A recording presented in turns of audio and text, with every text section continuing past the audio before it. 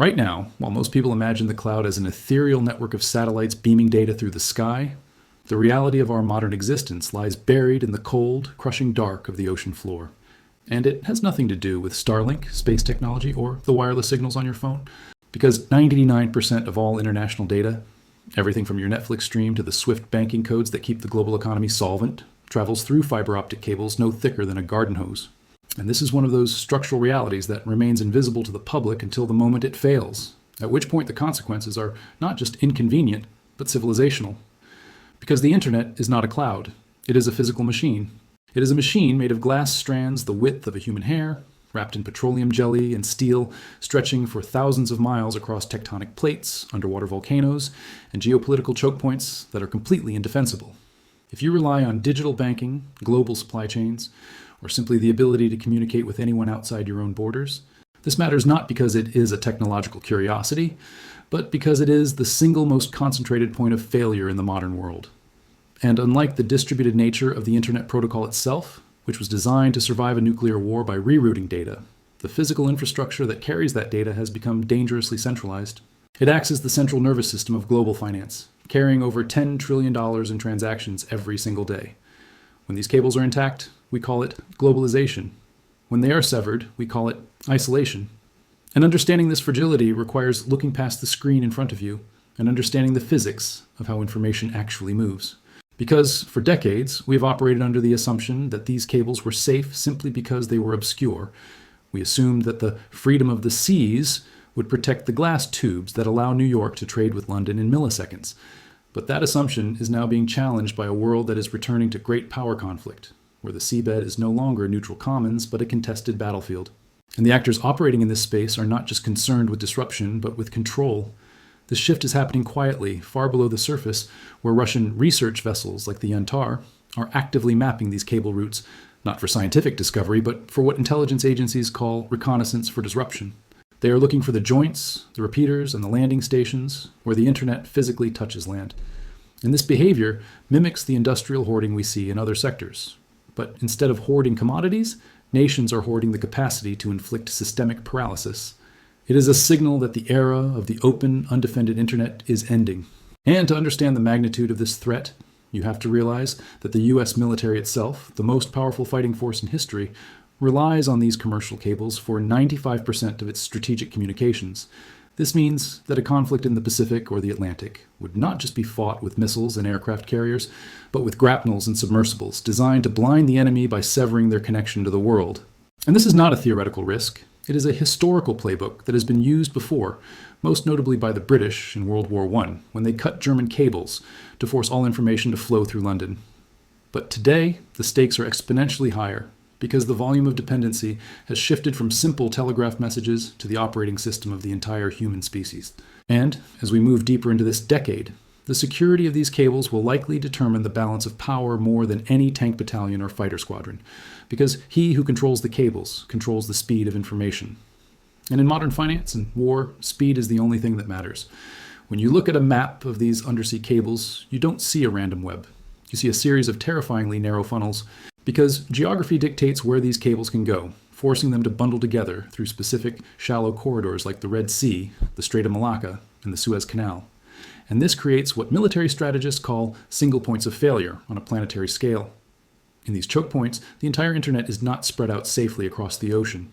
It is compressed into a space often just a few miles wide, sitting in shallow water where it is vulnerable to everything from a dragging ship anchor to a deliberate act of sabotage. And this vulnerability is exactly what adversaries are exploiting through gray zone warfare, attacks that are destructive enough to hurt, but subtle enough to avoid triggering a full-scale war. We saw a preview of this in the Red Sea, where Houthi rebels, using relatively primitive means, managed to sever 3 separate cables, disrupting 25% of the data traffic between Europe and Asia in a single afternoon. And while internet traffic was rerouted, the latency increased, the costs rose, and the psychological barrier was broken. It proved that you do not need a billion-dollar navy to attack the global economy. You just need to know where the glass is fragile, and the most sophisticated actor in this domain is undoubtedly Russia.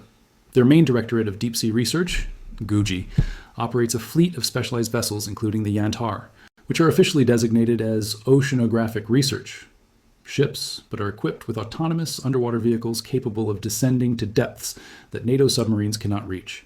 These ships have been tracked loitering over critical cable routes off the coast of Ireland, the US, and the UK, often turning off their transponders to vanish from public tracking systems. And when they reappear, they are often exactly where the nervous system is most exposed. This is not random. It is the preparation of the battlefield, because cutting a cable in deep water is difficult, but cutting it in the shallow waters of the continental shelf, or confusing the sensors that detect intrusion, allows an adversary to deny plausibility. Was it a fishing trawler? Was it an earthquake? Or was it an attack? By the time the truth is established, the damage to financial markets and military coordination is already done.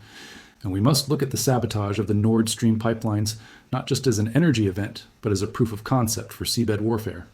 If a steel-encased concrete pipeline can be destroyed without immediate attribution, a fiber-optic cable the width of a garden hose offers almost no resistance. This reality has forced Western militaries to scramble for a response, realizing that their sea control doctrines focused on the surface, while the real vulnerability lay on the bottom. And this is where the concept of data sovereignty begins to clash with the physical reality of the internet. Nations talk about controlling their own digital borders, but their physical connection to the world is often owned by foreign consortiums and routed through waters they do not control. For example, the island of Taiwan, the center of the world's semiconductor industry, relies heavily on a handful of undersea cables to communicate with the outside world. In 2023, Chinese vessels cut the cables to the Matsu Islands, leaving 14,000 people disconnected for weeks. It was a small-scale dress rehearsal for a blockade that could blind the entire island in the opening hours of a conflict. And this highlights a critical weakness in the Western alliance. We have built an economy on just-in-time data, assuming that bandwidth is infinite and uninterrupted. But just like the supply chains for physical goods, the supply chain for connectivity is brittle. It relies on trust. And in the gray zone of modern geopolitics, trust is the first casualty. The signal this sends to investors and strategists is clear. The internet is no longer a neutral utility. It is a contested domain. And those who assume that their data is safe because it is in the cloud are missing the fact that the cloud is tethered to the earth by a thread that can be cut. The repair gap and the privatization of the ocean. If the vulnerability of these cables is the first problem, the inability to fix them is the second, and perhaps the more urgent crisis. Because while the world demands instant connectivity, the industrial machinery required to maintain it is rotting away. The global fleet of cable repair ships, the only vessels capable of lifting these cables from the ocean floor and splicing the glass back together, is dangerously old and critically underfunded. Over 64% of these specialized ships are more than 40 years old, approaching the end of their operational lives. Because the business of repairing cables is far less profitable than laying new ones, there's almost no capital flowing into building replacements. This has created a repair gap, where a single cable break, which used to take days to fix, can now leave a connection severed for months if a ship is not available. In 2024, when the cables in the Red Sea were cut, the repair process was delayed not just by the security threat, but by the sheer scarcity of available vessels capable of doing the job. And this scarcity is compounded by the fact that the skills required to fix these cables are disappearing. It is a manual, dangerous, and highly technical trade that cannot be automated, and the workforce is aging out just as the threat level is spiking. This fits perfectly into the pattern of deferred maintenance that plagues so much of the Western world's infrastructure. We are excellent at building the new, but terrible at maintaining the old. But while the public repair fleet decays, a new dynamic is emerging that fundamentally alters the power structure of the internet. Big tech is stepping in. Companies like Google, Meta, Facebook, and Microsoft are no longer content to just rent bandwidth on these cables. They are building their own. Meta is currently investing $10 billion to build Project Waterworth, a proprietary cable system that will circle the globe, giving them a private internet that exists parallel to the public one. Google already owns or has stakes in at least 33 undersea cables. This is the ultimate form of industrial hoarding. These companies are not just securing capacity. They are privatizing the physical layer of the internet to ensure that even if the public web slows down or breaks, their ecosystems remain functional. They are building deep water routes, burying cables deeper, and using advanced shielding that public consortiums cannot afford. And this matters because it shifts the control of global communications from telecom utilities, which are regulated and often semi-state-owned, to private corporations that answer only to shareholders. It means that in a future crisis, the haves will be those inside the private networks of the tech giants, and the have-nots will be everyone else relying on the crumbling public infrastructure. And just like the silver market, where industrial buyers prioritize physical possession over paper contracts, these tech giants are prioritizing physical ownership of the infrastructure over reliance on third-party providers. They know that in a fragmented world, access is power. And they are securing that access while the rest of the world debates regulations and ignores the rusting ships in the harbor. This privatization also complicates the geopolitical picture. If a Russian sub cuts a cable owned by Google, is that an attack on the United States, or is it an attack on a private corporation? The lines are blurring. And as these companies build their own redundant loops, they are effectively seceding from the shared risks of the global internet, leaving the rest of the economy more exposed to the repair gap. It is a two-tier system in the making, a hardened private nervous system for the elite data aggregators, and a fragile aging one for the rest of the world. The cascade and the structural shift. So, what happens when the screen actually goes black? It is important to understand that a total collapse of the internet is unlikely due to the redundancy built into the protocols. But a total collapse is not the threat. The threat is strategic latency and financial decoupling. If a coordinated attack were to sever the key transatlantic cables connecting New York and London, the immediate effect would not just be slow Netflix. It would be the freezing of the global liquidity market. The algorithms that manage the world's stock exchanges rely on microsecond timing provided by these connections. If that timing is disrupted, or if the data has to be rerouted through the Pacific, the spread widens, trades fail, and liquidity evaporates. Banks would find themselves unable to reconcile ledgers. The $10 trillion in daily transactions would hit a brick wall, creating a credit freeze that would make 2008 look like a minor glitch. And this is where the physical reality of the submarine nervous system crashes into the virtual reality of the financial economy.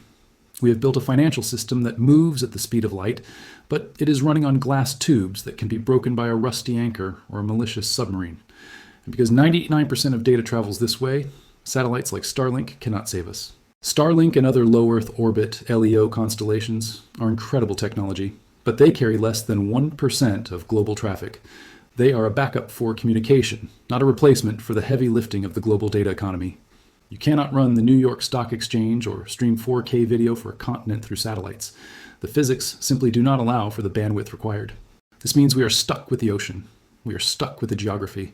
And this realization is leading to a hidden structural shift in how nations and corporations plan for the future.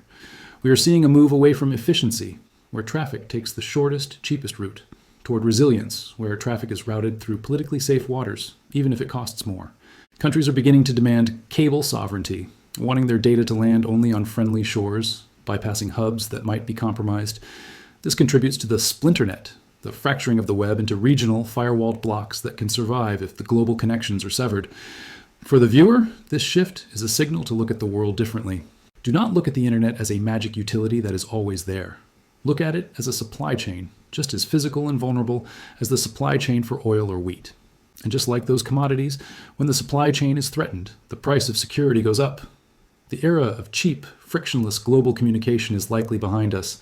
The future will be defined by who owns the physical copper and glass, who has the ships to repair them, and who has the naval power to defend them. And right now, the West is playing catch-up in a game it forgot it was playing. The behavior of the industrial hoarders, the Googles and Metas, tells you everything you need to know. They are digging in. They are building their own lifeboats. And they are doing it because they see the storm coming, even if the rest of the world is still just watching the clouds. The submarine nervous system is the most critical infrastructure on Earth. It is also the most undefended. And in the coming years, the battle for the seabed will move from the shadows of intelligence reports to the front page of the news.